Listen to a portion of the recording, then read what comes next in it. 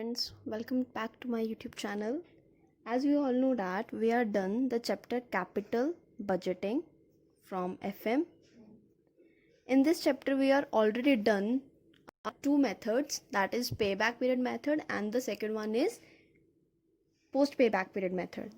Now we are doing the third method, that is rate of return method. Rate of return method, as the name suggest, हम क्या study करते हैं इसमें कि हमारी जो इन्वेस्टमेंट हमने की है उस पर हमें कितना रिटर्न मिल रहा है. ठीक है, अब इसमें हमारे कुछ 3-4 केसेस आएंगे जो हम स्टडी करेंगे. फर्स्ट है उसमें से average rate of return, average rate of return method. अब ये कैलकुलेट कैसे करेंगे हम? Average profit upon average investment, average profit upon average investment into 100. Because ये रेट ऑफ रिटर्न है, रेट है तो हमें पता है परसेंटेज में ही आएगा. रेट ऑलवेज हम कैलकुलेट करते हैं परसेंटेज में, राइट. अब फॉर्मूलाज क्या हैं आपके पास? एवरेज प्रॉफिट का फॉर्मूला क्या है आपको? आई थिंक सो सबको आता होगा. Total profits divided by number of years. जितने प्रॉफिट्स हैं उसको हमने डिवाइड कर देना होता है नंबर ऑफ ईयर्स के साथ. ठीक है. सेकंड हमारे पास है अब एवरेज इन्वेस्टमेंट. ये कैसे आएगी? हमारे पास जो इन्वेस्टमेंट गिवन होती है वो कौन सी होती है? नेट इन्वेस्टमेंट होती है.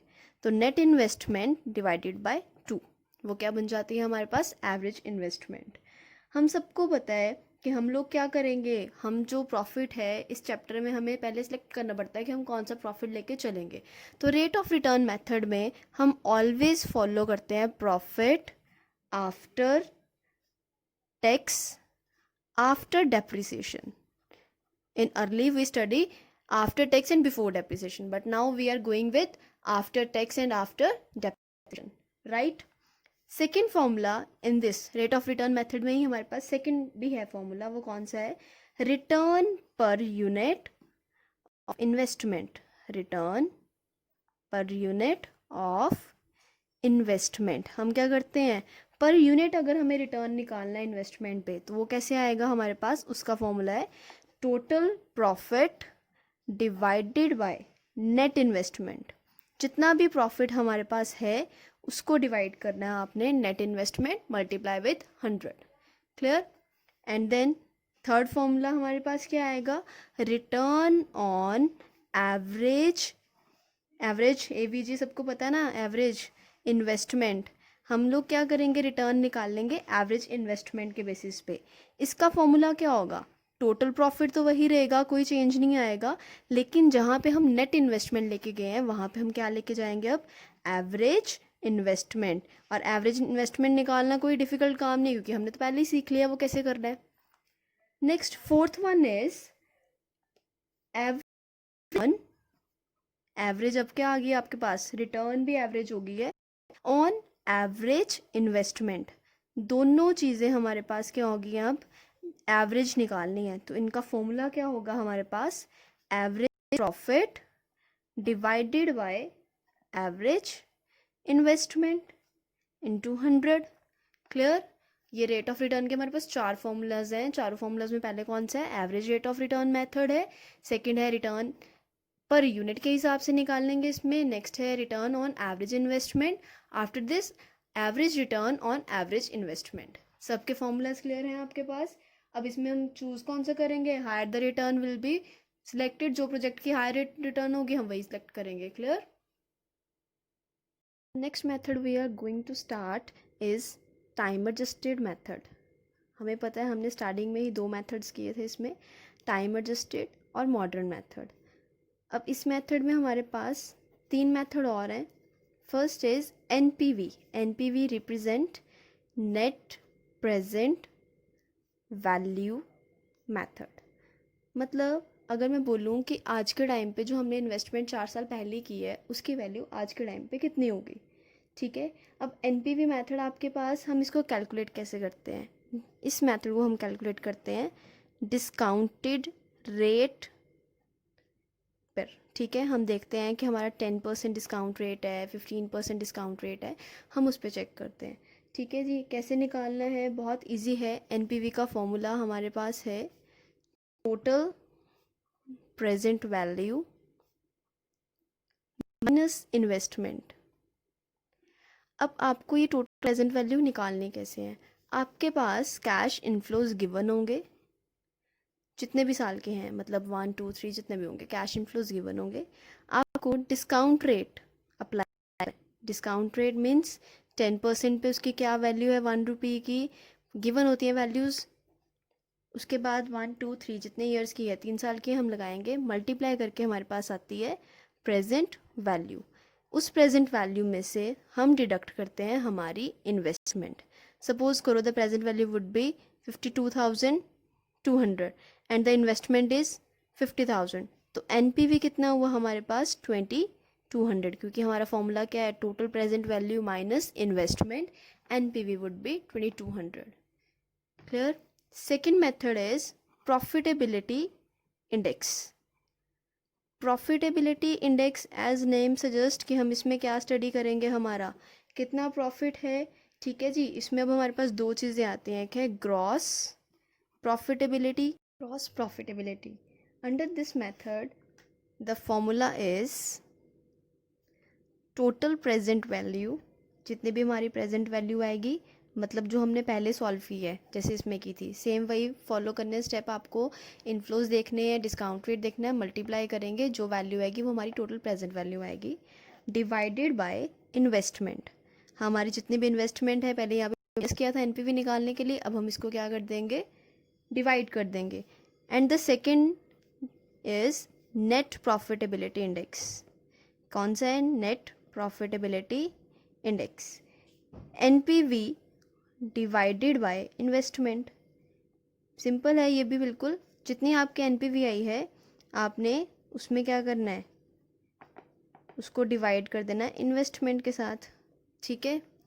अब इसके बाद और करके एक और फॉर्मूला भी होता है, इनकेस आपको ये फॉर्मूला भूल जाए कि हाँ जी हमने एनपीवी अपॉन इन्वेस्टमेंट नहीं करना, तो आप क्या करोगे, नेट प्रॉफिटेबिलिटी इंडेक्स निकालने के लिए हमारे पास जो ये ग्रॉस का फॉर्मूला आया ना, ग्रॉस प्रॉफिटेबिलिटी का, 1 माइनस इसका आंसर कर दोगे ग्रॉस प्रॉफिटेबिलिटी इंडेक्स। सपोज करो अगर आपका इसका आंसर आ गया 1.567, तो आपने क्या करना है, 1 minus 1.567, 0.567 is your net profitability index. Clear. The next method we are going to study under this most important method is IRR method.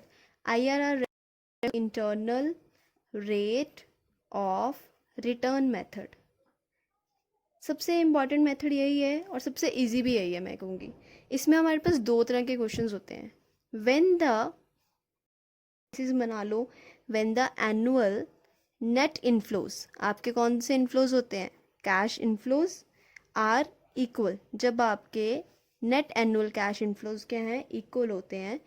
ठीक है, तो आपका क्या फॉर्मूला अप्लाई करोगे आप सिंपल आईआरआर निकालने के लिए, प्रेजेंट वैल्यू फैक्टर निकालोगे कैसे, investment divided by annual cash inflows. जितने भी आपकी इन्वेस्टमेंट है उसको डिवाइड करोगे आप एनुअल कैश इनफ्लो से।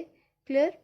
सेकंड हमारे पास है when the annual cash inflows, आपके कौन से कैश इनफ्लोज, अगेन प्रॉफिट। ठीक है जी, इनफ्लोज आर अनइक्वल, इसमें इक्वल थे, ये कौन से अब अनइक्वल, अनइक्वल होते हैं, तो आपको क्या करना है, कुछ स्टेप्स फॉलो करने हैं। The first step is prepare cash flow discounted table. सबसे पहले आपको क्या करना पड़ेगा, कैश फ्लो डिस्काउंटेड टेबल बनाना पड़ेगा। ठीक है, विद द डिस्काउंट रेट की हेल्प से, जैसे मैंने आपको पीछे बताया, अगर प्रॉफिट्स गिवन है तो डिस्काउंट कितना 10% 20%, उसका रेट निकाल के आप उसको मल्टीप्लाई करोगे। Second step will be find out NPV. हमने पहले ही सीखा फर्स्ट पार्ट में कि आपको क्या करना है, एनपीवी कैलकुलेट करना आना चाहिए, सेम इसमें भी है, आपका सेकेंड पार्ट इसमें भी वही बन जाता है कि आपको एनपीवी कैलकुलेट करना है। नेक्स्ट आपका क्या है, यहाँ से आपका hit and trial method start हो जाता है। इफ़ एनपीवी, जो इसका आंसर आएगा आपका सेकेंड स्टेप का, इज़ पॉजिटिव, अगर उसका आंसर पॉजिटिव आता है, then you have to apply higher discount rate, higher discount rate. Suppose करो आपका 10% पे आ रहा है 1560, तो आपको नेक्स्ट 15 भी कर सकते हो, 12 भी कर सकते हो, 20 पे भी जा सकते हो। It's to apply rate. जैसे हमने 10% पहले लगाया था, मैंने आपको पहले बताया, हम 15 भी अप्लाई कर सकते हो, 12 भी करा सकते हो। ये आपकी अपनी चॉइस है, ये आप ये नहीं बोल सकते स्पेसिफिक रेट बता दो, नहीं, इसमें ऐसा कुछ नहीं है। आपकी एक एनपीवी पॉजिटिव है तो दूसरी आपको वैल्यू क्या चाहिए, नेगेटिव वैल्यू चाहिए, ठीक है। After this you have to apply, the formula would be lower discount.